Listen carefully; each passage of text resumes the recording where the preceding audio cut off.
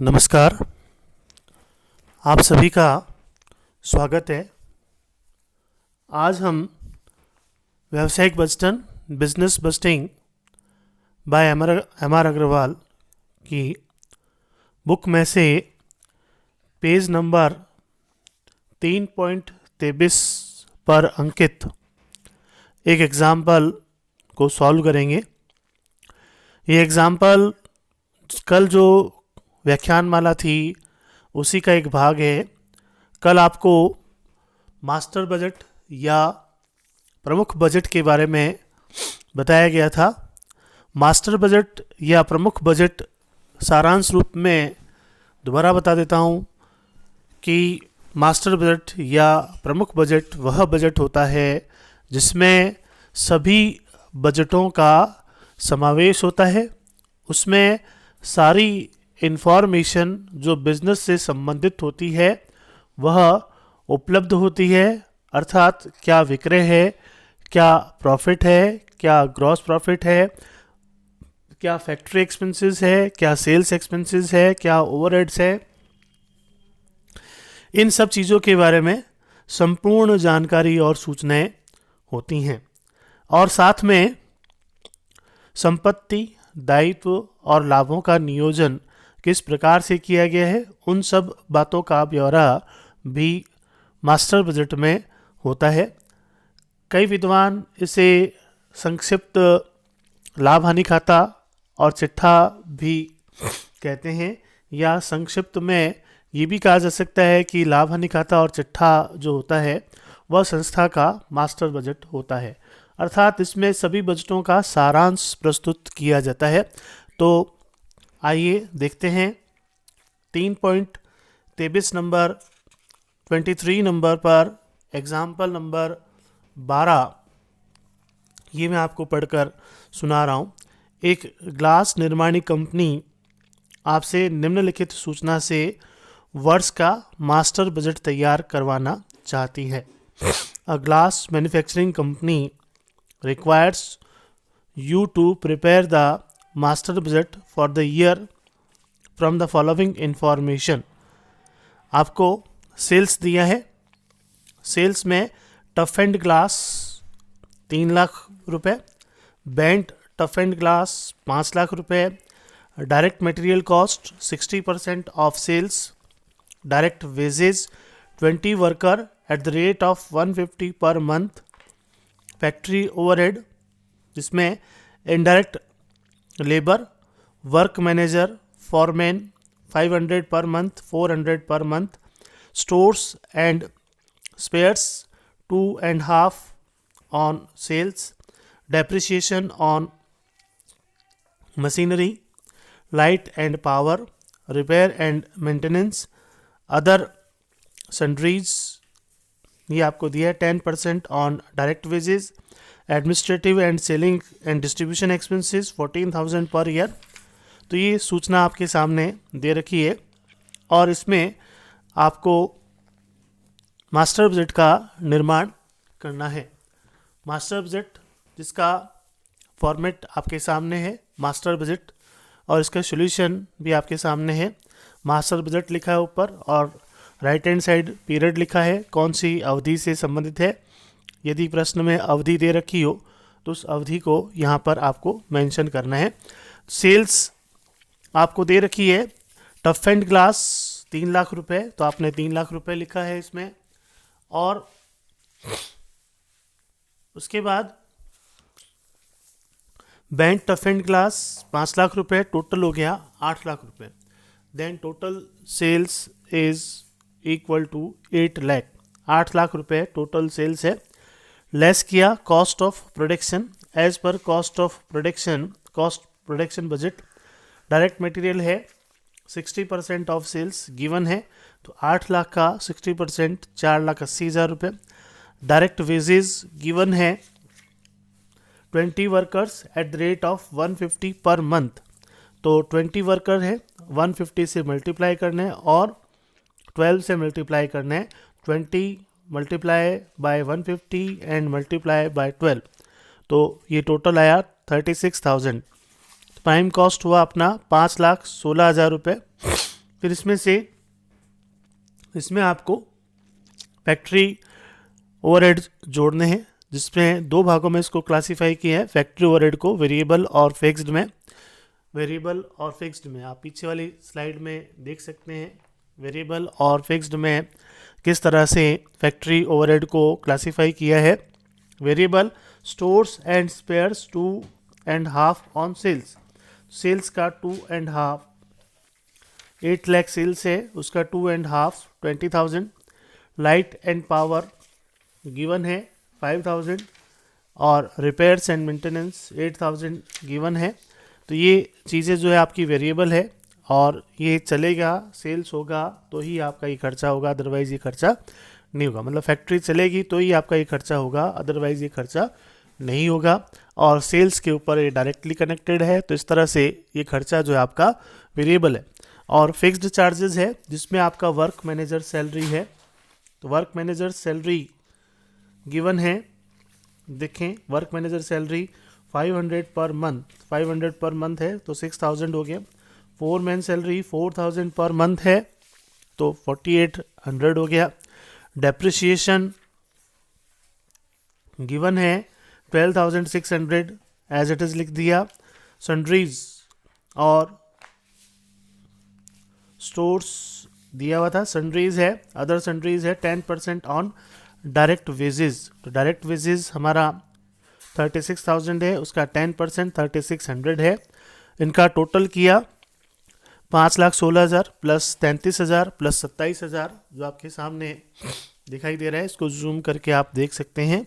तो 5,16,000, 33,000 और 27,000 इसका टोटल आया 5,76,000, 5,76,000। वर्क कॉस्ट हुई हमारी 5,76,000 और 8 लाख में से घटाया तो हमारे पास ग्रॉस प्रॉफिट बचा 2,24,000। इसमें से आपने लेस किया selling and administrative and selling and distribution expenses जो गिवन है 14,000, 14,000 पर ईयर। तो 14,000 पर ईयर आपने घटाया तो नेट प्रॉफिट आया। तो विभिन्न प्रकार के बजटों एवं विभिन्न पहलुओं का संक्षिप्त सार आपको जो है समझाया गया था अब तक। और मास्टर बजट एक इम्पॉर्टेंट समरी बजट है जिसे हमें ध्यान रखना चाहिए, कभी कभार ये एग्ज़ाम्स में पूछा भी जाता है। धन्यवाद, आज के लिए इतना ही। आगामी वीडियोज़ में आपको नई जानकारी और दी जाएगी। वैसे इस चैप्टर में जितने एग्जाम्पल्स थे वो सब हो गए हैं और एग्जाम्पल्स जो मेथड समझाए गए थे उनके सबके हो गए हैं। कुछ एग्जाम्पल्स हैं स्पेसिफिक एग्जाम्पल्स, उनको और अपने देखेंगे और इस चैप्टर में इतना ही है। इसके अलावा आपको कुछ क्वेश्चंस वगैरह भी करने हैं अपने आप, उनमें कोई प्रॉब्लम हो तो आप व्यक्तिगत रूप से बात कर सकते हैं, प्रॉब्लम को पूछ सकते हैं और डिस्कस कर सकते हैं।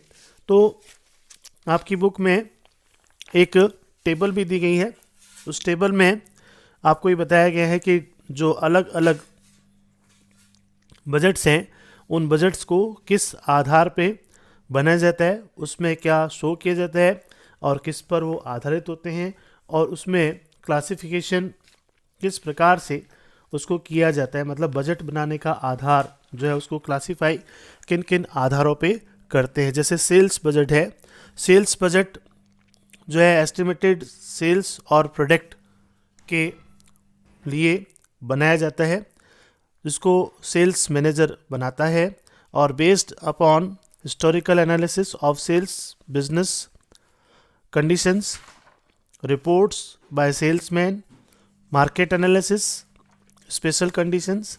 और क्लासिफिकेशन इसका होता है product wise, territory wise, type of customer, salesman wise, month wise.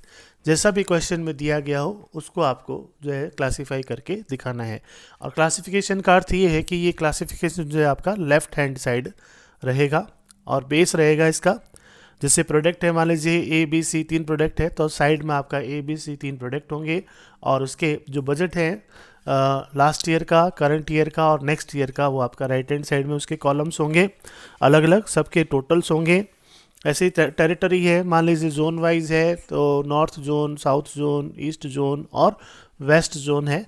तो ये जो जोन है उसको आप लेफ्ट हैंड साइड में रखेंगे और वही वैसे ही आप इसको क्लासीफाई करके जो है राइट हैंड साइड में दिखाएंगे, जैसा कि एग्जांपल्स में आपको मैंने प्रकट भी करके बताया था। और जैसे जैसे एडजस्टमेंट्स अपने को क्वेश्चन में दे रखे होते हैं वैसे वैसे एडजस्टमेंट्स हमें उन क्वेश्चनों में करने होते हैं। तो इस प्रकार से कुछ और भी बजट की डिटेल्स आपको दी गई है। तो हमने इस चैप्टर में सेल्स बजट देखा है, प्रोडक्शन बजट देखा है, प्रोडक्शन कॉस्ट बजट देखा है, मटेरियल बजट देखा है, लेबर बजट को भी देखा है, प्रोडक्शन ओवरहेड बजट को भी देखा है, और प्लांट यूटिलाइजेशन या मशीन यूटिलाइजेशन बजट को भी देखा है, एडमिनिस्ट्रेटिव ओवरहेड बजट को भी देखा है, सेलिंग एंड डिस्ट्रीब्यूशन बजट को देखा है, कैश बजट आपका एक अलग से चैप्टर दिया हुआ है, उसको हमने एनालिसिस इसमें नहीं किया है। कैपिटल एक्सपेंडिचर बजट भी हमने देखा है कि मशीन वगैरह जो है किस प्रकार से लगाई जाएगी या उसकी कॉस्ट क्या होगी, और इसका भी एक अलग से स्पेसिफिक चैप्टर जो है वो आपका फाइनेंशियल मैनेजमेंट में है। उस चैप्टर में कैपिटल एक्सपेंडिचर बजट को बताया गया है, जिसमें लॉन्ग टर्म इन्वेस्टमेंट किस प्रकार से करना है, उसके लिए जो कैपिटल यूज़ की जाएगी वो कहाँ से आएगी, और उस इन्वेस्टमेंट में स्मार्टनेस, इफेक्टिविटी, प्रॉफिटेबिलिटी, इन सब को एनालिसिस करके किस प्रकार से उसको शो करना है। तो वो जो चैप्टर है वो आपका फाइनेंशियल मैनेजमेंट में सेकेंड ईयर में आपने पढ़ा है कैपिटल बजटिंग के नाम से, तो उसमें उसको समझाया गया है। तो इस प्रकार से बहुत सारे बजटों को हमने देखा है और बहुत सारे बजटों को बनाने का तरीका देखा है और बहुत सारे बजटों को हमने एनालिसिस भी किया है। तो बजटों का, जैसा कि मैंने पूर्व में भी बताया था, मुख्य उद्देश्य ये होता है कि सूचनाओं का प्रकटीकरण इस प्रकार से किया जाए ताकि कोई भी सूचना जिसकी हमें आवश्यकता है वो तुरंत हमें प्राप्त हो सके, और उसका जो आगामी उद्देश्य होता है कॉस्ट को कम करना, प्रॉफिट को मैक्सिमाइजेशन करना, उन सब बातों को ध्यान में रखते हुए और भविष्य की जितनी भी आशंकाएं हैं उनका निवारण इस बजट के माध्यम से किया जाता है और उनको जो है एडजस्ट किया जाता है। और लास्ट में हमने मास्टर बजट को देखा है। मास्टर बजट एक तरह की समरी है, एक तरह का सारांश है, जो उपरोक्त जितने भी बजट्स हैं उन बजट को वो समावेशित करते हुए चलता है। जैसा कि मैंने बताया सेल्स बजट है तो सेल्स कितनी होगी, इसका जो टोटल है, चाहे वो प्रोडक्ट वाइज है, चाहे वो जोन वाइज है, और चाहे आपका सेल्समैन वाइज है, या जो भी आपका दे रखा हो मंथ वाइज है, उसका टोटल आप लिखते हैं। जैसे कि आपने अभी पूर्व में एग्जांपल देखा जिसमें बताया हुआ सेल्स टफ एंड ग्लास और बेंट ग्लास का जो सेल्स है वो कितना होगा, ये एनुअल सेल्स आपको बताया। तो एनुअल फिगर या जितना भी जिस पीरियड का भी आपको बजट बनाने का कहा गया है उस पीरियड का आपको सेल्स लेना होता है, एक समरी होती है। फिर प्रोडक्शन बजट बनाया। प्रोडक्शन बजट में आपने जो है प्रोडक्शन कॉस्ट को लिखा जो प्रोडक्शन बजट पर बेस्ड है, एज पर प्रोडक्शन बजट है। इस तरह से फैक्ट्री का बनाया आपने, तो फैक्ट्री में प्रोडक्शन कॉस्ट है जिसमें मटेरियल है, लेबर है या प्रोडक्शन ओवरहेड है। फिर प्लांट है, वो भी फैक्ट्री में आता है। एडमिनिस्ट्रेटिव एंड ओवरहेड बजट है, और सेलिंग बजट है, और डिस्ट्रीब्यूशन बजट है, उसको आपने अलग से शो किया है। तो इस प्रकार से हम ये देखें कि मास्टर बजट जो है वो एक तरह की समरी है। उस समरी में उन बजटों को बताया गया है जो उपरोक्त में आपने देखे हैं, उनको सॉल्व करने का तरीका बताया गया है।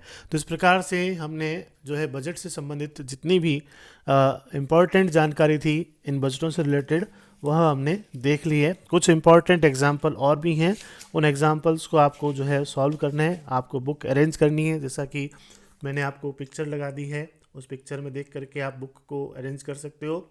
और इसके अलावा आरबीडी पब्लिकेशन की बुक आती है, उसको भी आप ले सकते हैं। उससे भी जो है आप अपना जो अध्ययन है वो जारी रख सकते हैं।